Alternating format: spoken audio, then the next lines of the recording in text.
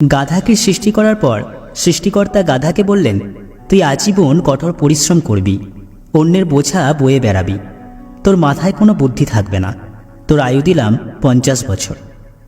তখন গাধা বলল, সে কি, আমি এত কষ্ট করে এতদিন বাঁচতে চাই না, দয়া করে আমার আয়ু কমিয়ে 20 বছর করে দিন। সৃষ্টিকর্তা বললেন, তাই দিলাম।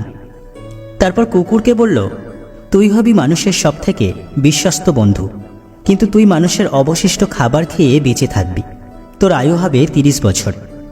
তখন কুকুর সেটা শুনে সৃষ্টিকর্তাকে বলল, এটা 15 করান, এতদিন বাঁচতে চাই না আমি।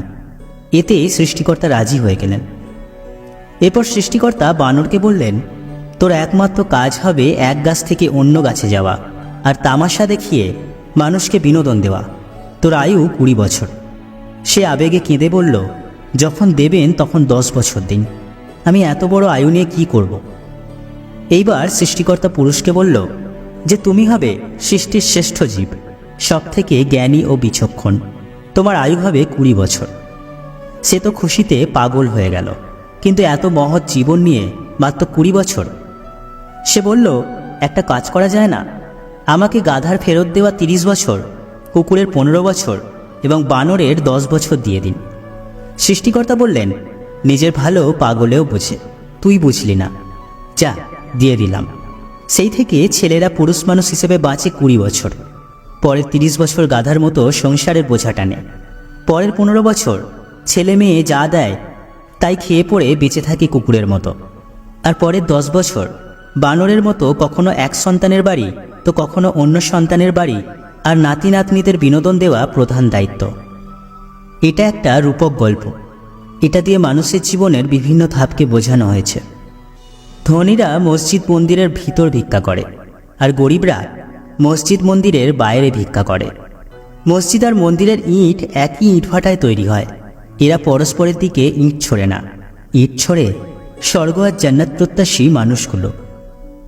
যাকে ছাড়া তুমি বাঁচবে না ভাবছ, একদিন দেখবে তার করা অবহেলাগুলোই একদিন তোমাকে নতুন করে বাঁচতে শিখিয়ে দেবে। কোরআন, বাইবেল, গীতা লাইব্রেরিতে পাশাপাশি সহাবস্থানে থাকে, বিভেদ করে না, কিন্তু মানুষ এগুলো নিয়ে ভেদ করে। একদল আর এক দলের গ্রন্থ চালায়, বিশ্বাসকে পোড়ায়। হঠাৎ করে মানুষ উঁচু জায়গায় চলে গেলে নিচুতলার মানুষগুলোকে আর মানুষ বলে মনে করে না। মানুষ সোজা পথে চলতে চায় না, বাঁকা পথই বেশি আগ্রহ। তাই তো মদ বিক্রেতাকে কোথাও যেতে হয় না, আর দুধ বিক্রেতাকে বাজারে ধারে ধারে ঘুরতে হয়। আমরা দুধ বিক্রেতাকে সর্বদা বলে থাকি, দুধে জল মেশাননি তো, অথচ মানুষ মদে জল মিশিয়ে খায়। নুপুরের দাম 1000 টাকা হলেও তার স্থান পায়ে, টিপের দাম 1 টাকা, কিন্তু তার স্থান কপালে। প্রতিটা মানুষের মধ্যে কোনো না কোনো প্রতিভা আছে, কিন্তু বেশিরভাগ মানুষ অন্যের মতো হতে গিয়ে সেই প্রতিভাকে নষ্ট করে ফেলে। অবৈধ পথে ধনী মানুষ সমাজে সম্মানিত, আর বৈধ পথে গরিব মানুষ সমাজে অবহেলিত। বরযাত্রায় মানুষ যায় আগে আর বর যায় পিছনে, আর সব যাত্রায় লাশ যায় আগে আর মানুষ যায় পিছনে। বর্তমানে বুক ভর্তি ভালোবাসার চেয়ে পকেট ভর্তি টাকার মূল্য অনেক বেশি। জীবনে 5 ধরনের মানুষ কখনো সুখী হতে পারে না। 1. যারা সব কিছুতেই রাগ করে, সামান্য কিছু ব্যাপারে কারণে অকারণে রেগে যায়, তারা কোনোদিনই সুখী হতে পারে না। 2. যারা অপরের সুখ দেখে জ্বলতে থাকে, তারা কখনোই সুখী হতে পারে না। 3. যে সমস্ত ব্যক্তিরা অপরের উপর নির্ভরশীল হয়ে পড়ে, অপরের সাহায্য ছাড়া যারা নিজেদের জীবন কাটাতে পারে না, তারা সর্বদাই দুঃখী থাকে। 4. যে ব্যক্তিরা অল্প কিছুতেই সন্তুষ্ট নয়। অনেক মানুষ আছেন যারা কোনো কিছুতেই সন্তুষ্ট না, তাদের যতই আপনি আনন্দ দিন, যতই তাদের ধন সম্পত্তি দিন না কেন, তারা কোনো কিছুতেই সন্তুষ্ট হয় না। এই প্রকার ব্যক্তিরা জীবনে কখনো সুখী হতে পারে না। 5. সর্বদা সন্দেহকারী ব্যক্তিরা সুখী হয় না। এরা সব বিষয়কে সন্দেহের চোখে দেখে এবং মানসিকভাবে অতিরিক্ত সেই বিষয়টি নিয়ে চিন্তাভাবনা করে, তাই এরা সবসময় দুঃখী থাকে। মৃতদিন পালন করা হয় মোমবাতি জ্বালিয়ে, আর জন্মদিন পালন করা হয় মোমবাতি নিভিয়ে। অ্যাটিটিউড, ইগো দেখিয়ে মানুষকে ইগনোর করাটা স্মার্টনেস নয়, বরং সবার সাথে মিশতে পারাটা এবং ভালোভাবে চলতে পারাটাই হলো স্মার্টনেস। মানুষ একবার ঠকে গেলে দ্বিতীয়বার হিরেকেও কয়লা মনে করে। যে আপনাকে সত্যিকারের ভালোবাসে না, তার মাঝে এই 6টি লক্ষণ দেখতে পাবেন। নাম্বার 1, লুকানো। সে আপনার কাছ থেকে যে কোনো বিষয়ে ভালো মন্দ সব কিছু লুকাবে। সে কখনোই আপনার সাথে সব কিছু শেয়ার করবে না, সে আপনার থেকে দূরে দূরে থাকার চেষ্টা করবে। নাম্বার 2, ব্যবহার। আপনার সাথে রিলেশনে থাকার সময় যদি কেউ তাকে প্রপোজ করে, তাহলে সে আপনার সাথে খারাপ ব্যবহার করবে, আপনার সাথে রাগারাগি করবে, আপনাকে রাগ দেখিয়ে কথা বলবে, আপনার সাথে ব্রেকআপ করতে চাইবে। আপনাকে দেওয়া প্রমিস বা কথাগুলোর তার কাছে কোনো দাম থাকবে না, সে ভুলে যাবে আপনাকে দেওয়া কথাগুলো। নাম্বার 3, অজুহাত। আপনাকে ব্যস্ততার অজুহাত দেখিয়ে মানুষটা সারাদিন ফ্রি থাকবে, কিন্তু সে আপনার কোনো খোঁজ খবর নেবে না, সে আপনার কোনো কেয়ার বা যত্ন করবে না, তার সব কিছুতেই না আর না থাকবে। আপনার প্রতি তার মায়া নামক জিনিসটা খুব কম কাজ করবে। যে আপনাকে ভালোবাসে না, সে সব সময়ের জন্য আপনার ক্ষতি চাইবে এবং আপনাকে ডিমোটিভেট করবে। সম্মান ভরসা সবসময় অনিশ্চিত থাকবে। নাম্বার 5, আপনার খারাপ সময়ে সে আপনার পাশে থাকবে না, বরং দূরে থেকেই অনেক বেশি মজা নেবে।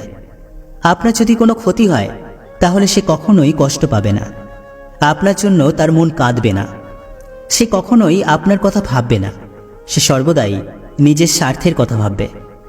কষ্ট এমন একটা জিনিস যা শুধু নিজেকেই বহন করতে হয়, এর ভাগিদার কেউ কখনোই হতে চায় না। হাসিটা সবার জন্য হতে পারে, কিন্তু চোখের জলটা কোনো একজন বিশেষ মানুষের জন্যই ঝরে। ব্লক করে দিলেই যদি সব শেষ হয়ে যেত, ডিলিট করে দিলেই যদি সব মুছে ফেলা যেত, তাহলে হৃদয়ের যন্ত্রণাগুলো এত জমে থাকতো না। দেয়ালে ঝোলানো ছবির আড়ালে লুকানো পেরেকের মূল্যায়ন কেউ করে না। যে ছবিটি বহন করে চলেছে, মানুষ শুধু ছবিটিরই প্রশংসা করে। জীবনে এই 8টি ভুল কখনো করবেন না। 1, ঠকবাজকে দ্বিতীয়বার বিশ্বাস করবেন না। 2, মিথ্যুক লোকের থেকে সত্য কথা আশা করবেন না। 3, যারা নিজের ইচ্ছায় আপনার জীবন থেকে চলে গেছে, তাদের কখনো ফিরিয়ে আনবেন না। 4, অসৎ লোকের সাথে সৎ পরামর্শ করবেন না। 5, যারা নিজের ভুল স্বীকার করে না, সেই সমস্ত ব্যক্তিদের থেকে দূরে থাকবেন।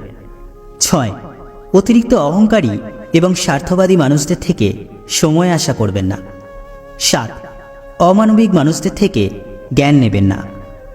8, ব্যস্ত মানুষের থেকে বন্ধুত্ব আশা করবেন না। এখনকার সম্পর্কগুলো সূর্যমুখী ফুলের মতো হয়ে গেছে। সূর্যমুখী ফুল যেমন যেদিকে সূর্য থাকে সেদিকে তার মুখ ঘুরিয়ে নেয়, বেশিরভাগ মানুষও তেমনই যেদিকে স্বার্থ আছে সেদিকে তাদের মুখ ঘুরিয়ে নেয়। কখনো নিজেকে অতিরিক্ত প্রকাশ করা ঠিক না। যখন আপনি নিজেকে অতিরিক্ত প্রকাশ করবেন, তখন আপনি সস্তা হয়ে যাবেন। সবসময় নিজের থেকে কম যোগ্য মানুষের সাথে চলাফেরা করা উচিত। আমাদের জীবনটা মাটির প্রদীপের মতো, তেল শেষ তো খেলা শেষ। ঘুম আর মৃত্যু ভাই ভাই, পার্থক্য শুধু একটাই, ঘুম ভাঙলে সকাল আর না ভাঙলে পরকাল। যখন ছোট ছিলাম খেলতে খেলতে ভাবতাম কবে বড় হব, আর যখন বড় হলাম জীবনটা খেলা শুরু করে দিল। জীবনের সবচেয়ে বড় অভিনয় হচ্ছে হাসতে ইচ্ছে না করলেও হাসতে হয়, ভালো না থাকলেও ভালো আছি বলতে হয়। কেউ কেঁদে মনটাকে হালকা করে, আবার কেউ হেসে দুঃখটাকে চাপিয়ে রাখে। মানুষকে বাঘ সিংহের সাথে তুলনা করলে খুশি হয়, তবে পশু বললে রাগ হয়। তাহলে বাঘ সিংহ কি? বন্ধুরা, ভিডিওটি ভালো লেগে থাকলে লাইক, কমেন্ট এবং শেয়ার করতে ভুলবেন না। এরকম মোটিভেশনাল ভিডিও এবং মনীষীদের বাণী দিয়ে সাজানো ভিডিও পেতে আমাদের বং বাণী ফেসবুক পেজ এবং ইউটিউব চ্যানেলটি সাবস্ক্রাইব করে আমাদের পাশে থাকবেন। আপনার মূল্যবান সময় দেওয়ার জন্য অসংখ্য ধন্যবাদ।